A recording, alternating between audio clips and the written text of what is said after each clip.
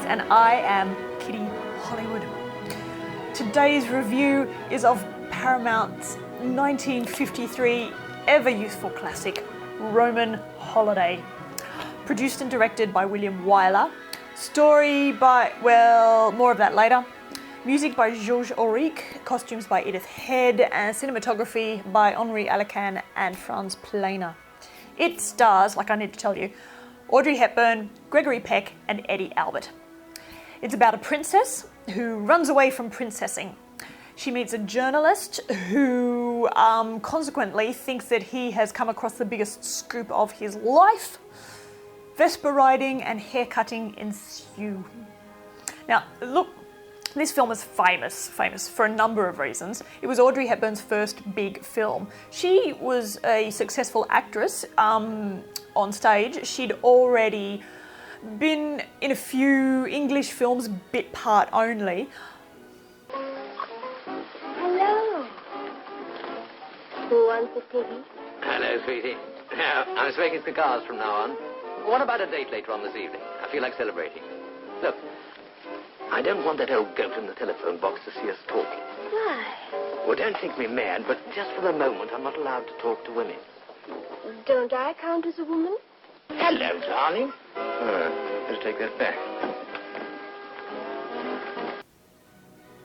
It's these films that brought her to the attention of American producers who arranged for a screen test. Now, they had a whisper on the sly and said, "Say cut, but leave the cameras rolling." You spent the whole war in Ireland. Yes. Wasn't it pretty awful? Yes, it was very bad. But did you entertain the people there yourself? Is that how you began?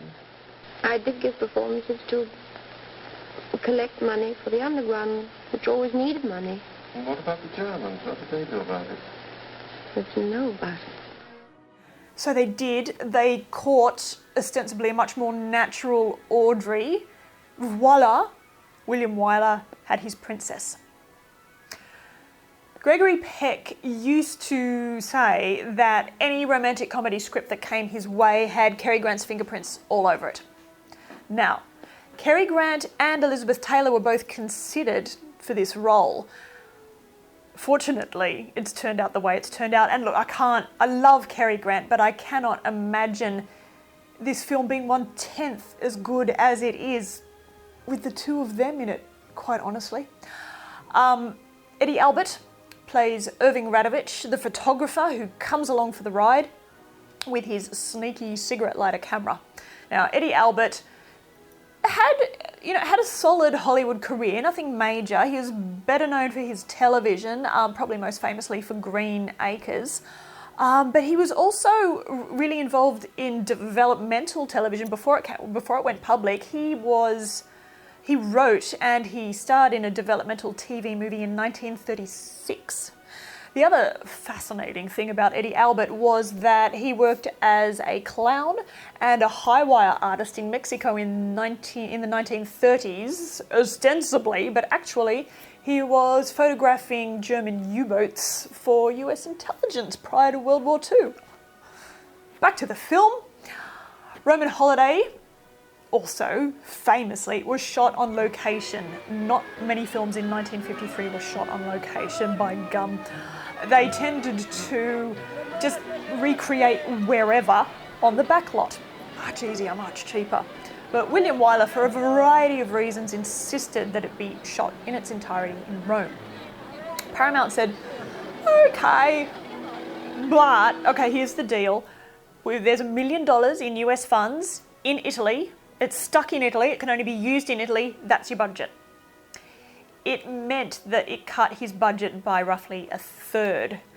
Now, $1 million, 1953, is roughly $9 million today. So really, phenomenal deal in my opinion. But what that meant, well, this is the story anyhow, was that the colour cameras, the film was going to be shot in colour, were no longer an option. Film had to be in black and white.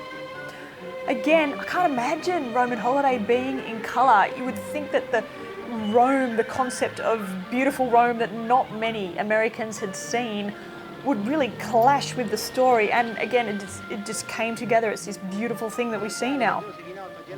And then the story. Look, as far as the story is concerned, the story and the screenplay were written by Dalton Trumbo, although he was not recognised as the writer for many, many years. Dalton Trumbo was one of the Hollywood 10. He was blacklisted by the House Un-American Activities Committee. He was given an 11-month prison sentence for contempt of Congress, didn't name names. When he got out, he couldn't work. No one would employ him. The only way he was able to support his family and himself was by either writing under a pseudonym or getting another writer to be his front. And in this case, Ian McClellan Hunter was his front. It wasn't till about 2011, I think, that the Writers Guild of America finally recognised Dalton Trumbo officially as the writer of Roman Holiday. The script was taken away and worked with on location. There is one scene that Dalton Trumbo might not have written in depth. Versions differ as to who came up with the concept, William Wyler or Gregory Peck. But in any event, it seems pretty definite that poor Ms. Hepburn did not know what was going to be happening in the Mouth of Truth scene.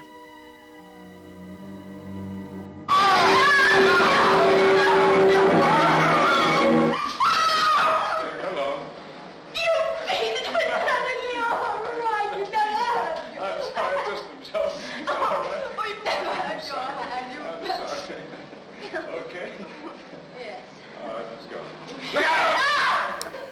This film is really a textbook case of its whole being greater than the sum of its parts. The cinematography must have been difficult. It was stinking hot in Rome. Crowd control was virtually impossible. I mean, you see all these people, especially in the market scenes in the backdrop, just sort of going, hey, watching the film happen, but it just adds to its charm now. Audrey Hepburn and Edith Head, costuming-wise, might not have seen eye to eye. Audrey Hepburn was very much, yeah, I've got a long neck, I have prominent collarbones, it's me, this is who I am. Whereas Edith Head had spent her entire career covering up the star's various bodily insecurities and anomalies and trying to compensate for the this or that they didn't have, and it was, I think must have been tricky. But together they managed to create this fashion icon thing that sort of became Audrey Hepburn and shot her off into the stratosphere and her later relationship with Givenchy. And that, again, just is a beautiful thing to behold.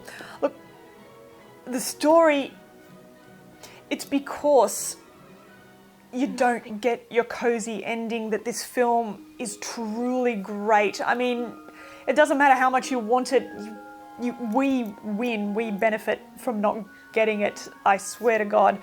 William Wyler was apparently a story above all director, and no matter what changes were made on location, the integrity of the story is never lost in this film. It's a great film. I think it's a perfect film. Watch it for the elevator line.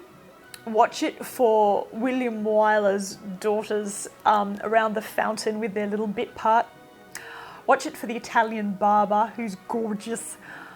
Watch it for pretty much the best way anyone has ever said hello. Just watch it. Roman Holiday.